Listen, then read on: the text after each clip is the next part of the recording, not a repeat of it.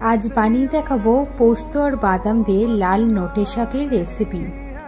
কড়াই সর্ষে তেলের মধ্যে 1 চামচ কালো জিরে ফোড়ন দিয়ে তার মধ্যে আমি 2-4টে শুকনো লঙ্কা আর কাঁচা লঙ্কা ভেঙে দিয়ে দেব। এবার এর মধ্যে 2 চামচ পোস্ত দিয়ে আমি ভালোভাবে নাড়াচাড়া করে নেব। এবার লাল নোটে শাক আমি আগে থেকে ধুয়ে রেখেছিলাম, এবার আমি এইটা কড়াইয়ের তেলের মধ্যে দিয়ে দেব। এবার এর মধ্যে আমি 2 চামচ হলুদের গুঁড়ো দেব, 1 চামচ লবণ দেব আর 1 চামচ চিনি দিয়ে দেব। এর মধ্যে আমি কোনো জল দেব না, আমি এই অবস্থায় ভালোভাবে নাড়াচাড়া করে নেব। এবার আমি এই ভাজা বাদামগুলিকে খোসা ছাড়িয়ে নেব, তারপর আমি এগুলোকে মিক্সিংয়ের মধ্যে দিয়ে গুঁড়ো করে নেব। এবার এর মধ্যে আমি ভাজা বাদামের গুঁড়োগুলি দিয়ে ভালোভাবে নাড়াচাড়া করে আমি 10 মিনিটের জন্য মিডিয়াম আঁচে ঢেকে রেখে দেব।